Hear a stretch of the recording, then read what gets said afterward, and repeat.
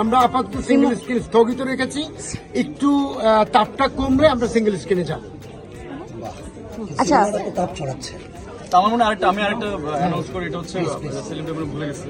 সেলিমটা অনেক বড় করে প্ল্যান করে আসলে যাদের এই সিনেমাটা মৌসুমী গীতিকার যে জায়গা থেকে সিনেমাটা আসছে, মমি সিং এ আসলে অনেক বড় করে প্ল্যান করে আসলে সেলিম ভাই একটা জানি না সেটা আমার মনে হয় সেটা আমার ধারণা যে এই উইকে যাওয়ার কথা ছিল, কিন্তু আমরা দিই নাই।